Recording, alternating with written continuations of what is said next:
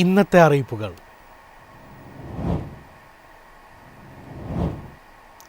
വാഹന മോഡിഫിക്കേഷനിൽ നടപടി ഘടിപ്പിച്ച് മോട്ടോർ വാഹന വകുപ്പ്.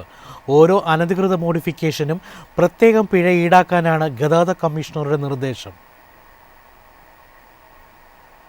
വാഹനങ്ങളിൽ അനധികൃത രൂപമാറ്റം നടത്തുന്നവർക്കെതിരെ നടപടി കടുപ്പിക്കുകയാണ് മോട്ടോർ വാഹന വകുപ്പ്. ഹൈക്കോടതി നിർദ്ദേശത്തിന്റെ അടിസ്ഥാനത്തിലാണ് ഗതാഗത കമ്മീഷണർ ഉദ്യോഗസ്ഥർക്ക് കർശന നിർദ്ദേശം നൽകിയത്. വാഹനത്തിൽ എത്ര മോഡിഫിക്കേഷൻ നൽകിയിട്ടുണ്ടോ അത്രയും തവണ പിഴ ഈടാക്കാനാണ് നിർദ്ദേശം. മാത്രമല്ല, മോഡിഫിക്കേഷൻ ഒഴിവാക്കി വാഹനം യഥാർത്ഥ രീതിയിലേക്ക് മാറ്റി എന്നുറപ്പിക്കണമെന്നും നിർദ്ദേശത്തിലുണ്ട്. വാഹനങ്ങളിൽ കണ്ടെത്തുന്ന ഓരോ ഓൾട്ടറേഷനും നിലവിലുള്ള നിയമങ്ങളും ചട്ടങ്ങളും അനുസരിച്ച് ആവശ്യമായ പിഴ ചുമത്തണം. അനധികൃത ഓൾട്ടറേഷൻ നീക്കം ചെയ്യുന്നതിനും അതിനുശേഷം വാഹന പരിശോധനയ്ക്ക് ഹാജരാക്കുന്നതിനും വാഹന ഉടമയ്ക്ക് നിർദ്ദേശം നൽകണം. കഴിഞ്ഞ 3 മാസത്തിനുള്ളിൽ എത്ര വാഹനങ്ങൾ പരിശോധിച്ചു, എത്ര തുക ഈടാക്കി എന്നത് അടുത്ത 3-ാം തീയതിക്കുള്ളിൽ എല്ലാ RTOമാരും റിപ്പോർട്ട് നൽകണമെന്നും നിർദ്ദേശത്തിലുണ്ട്. News desk, Myfin TV.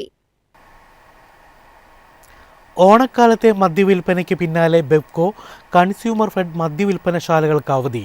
തിരുവോണ ദിനത്തിലും ശ്രീനാരായണ ഗുരുജയന്തി ദിനത്തിലുമാണ് സംസ്ഥാനത്തെ മദ്യവിൽപ്പനശാലകൾ അടച്ചിടുക. തിരുവോണ ദിനമായ നാളെയും ശ്രീനാരായണ ഗുരുജയന്തി പ്രമാണിച്ച് വെള്ളിയാഴ്ചയും ബെവ്കോ, കൺസ്യൂമർ ഫെഡ് മദ്യവിൽപ്പനശാലകൾ പ്രവർത്തിക്കില്ല. അതേസമയം തിരുവോണ ദിനത്തിൽ ബെവ്കോ ഔട്ട്ലെറ്റുകൾ അടഞ്ഞുകിടക്കുമെങ്കിലും ബാറുകൾ പ്രവർത്തിക്കും.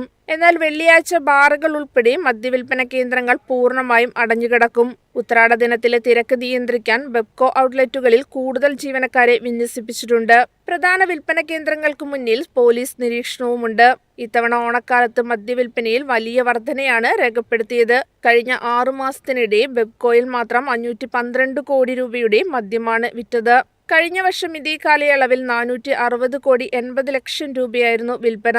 ഇത്തവണ ഓണം കഴിയുമ്പോൾ ബെവ്കോ കൂടുതൽ റെക്കോർഡ് കുറിക്കും എന്നതിൽ സംശയമില്ല. News desk, Myfin TV. എളുപ്പത്തിൽ സമ്പാദ്യം വളർത്താം. ഇന്ന് തന്നെ മൈഫിൻ TV ആപ്പ് ഡൗൺലോഡ് ചെയ്യൂ.